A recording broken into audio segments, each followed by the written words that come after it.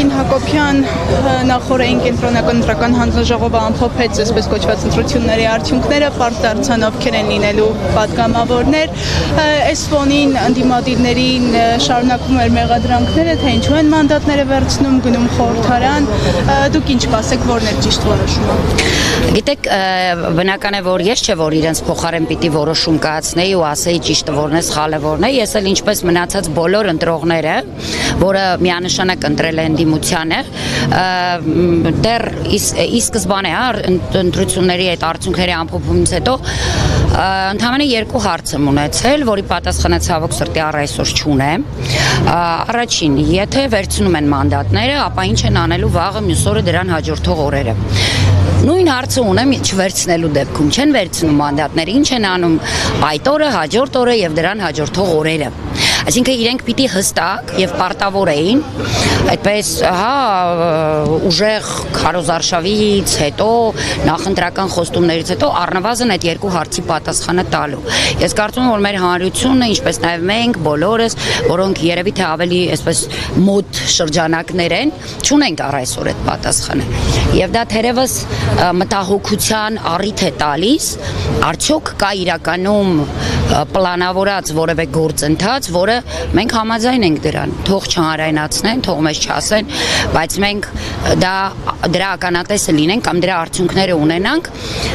դեռևս որպես արդեն քիչ թե շատ փորձառու քաղաքական գործիչ,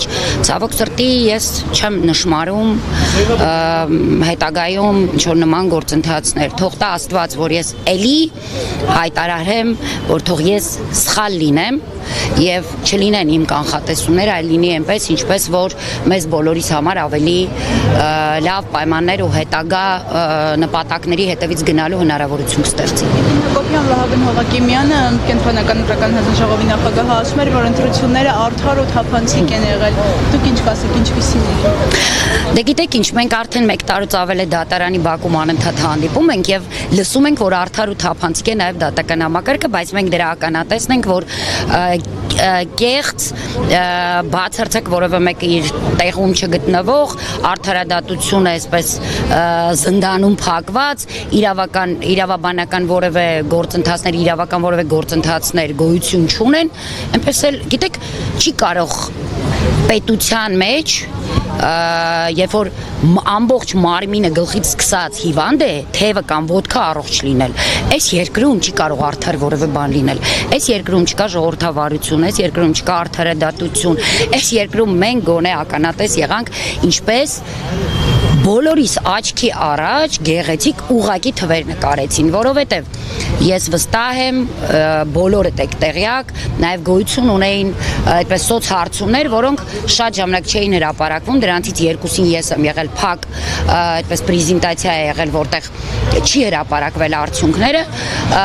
եւ մաքսիմում ձայները, որ կարող էր ունենալ այս իշխանությունը, այլ իշխանական ռեսուրսի օգտագործմամբ,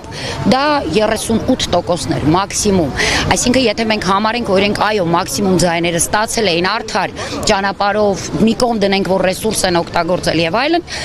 նշանակում է, որ 11%-ից ավել իրենք ուղակի գրել են, նկարել են։ Եվ դրան զուգահեռ իրենք այդտեղ կանգ չեն առել, բացի այն, որ իրենցը գրել են, իրենք իջեցրել են նաև ընդդիմության ձայները, այդ թվում նաև ԲՀԿ-ի ձայները, որը ակնհայտ մեր աչքի առաջ ուղակի իրենք ջնջեցին, այսպես ու դրեցին մի կողմ, թույլ չտալով, որպեսզի 4-րդ ընդդիմադիր ուժը մտնի խորհրդարան, 3-րդ կներեք։ Ես եմ Դավիթ Իշխանյանը Դավիթ Իշխանյանը Բաքվի պատից վերջերս հայտարարություն էր հղել, նշելով, որ միջազգային ատյաններում իրենց դեմքին են շպրտում, այսպես ասած, որ եթե ձեր իշխանությունները շահագրգռված են ձեզ չվերադարձնելու, ապա ինչ ակնկալիքներ ունեք մեզնից անդրադառնալով այս հայտարարությանը, պետությունը ինչու մինչև հիմա որևէ քայլեր ձեռք չի առնում, որ այս մարդիկ հիմա այս իրավիճակում են հայտնվել, կամ ինչ պիտի արվի։ Մենք անընդհատ այս 3 տարիների ընթացքում տարբեր ուղերձներ ենք լսում մեր հայրենակիցներից Բաքվի բանտերից, այդ թվում հիմնականում բնականաբար մեր ռազմաքաղաքական այդ վերնախավի ներկայացուցիչներից, եւ ես ուզում եմ արձանագրել արձանագրեմ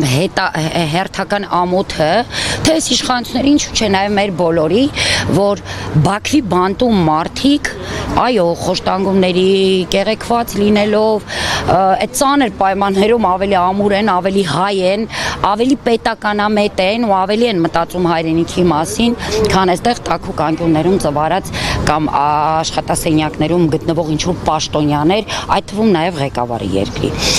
Տեսեք, այդ մարդկանց ուղերձներից հասկանալի է, չէ՞, մենք տեսնում ենք այդ մարդկանց ուժը հայրենիքի նկատմամբ սերը։ Իսկ ինչ եք կարծում, այս իշխանությունները ումից է ամենաշատը վախենում ու ատում։ Հենց վախենում է այդ տեսակից, որովհետև այդ տեսակի նմանները այստեղի բանտերում են, այդ վերնախավին էլ իրենք տեղավորեցին Բաքվի բանտերում, որպեսզի կարողանան իրականացնեն նաև Հայաստանի ապամոնտաժումը, ինչին իրենք արագ քայլերով գնում են։ Այսինքն մեր բոլոր հանդիպումներում նաև միջազգային շատ դերակատարների հետ, որ այս 3 տարիների ընթացքում մենք ունեցել ենք բավականին լուրջ դերակատարների հետ, նույն փաստարկները իրենք են բերել, որ այո, դեռևս քանի դեռ կան Հայաստանում նման իշխանություններ, այս հարցը ուղղակի կարելի է բաց պահել, ավելին անել հնարավոր չէ։ Ուզում է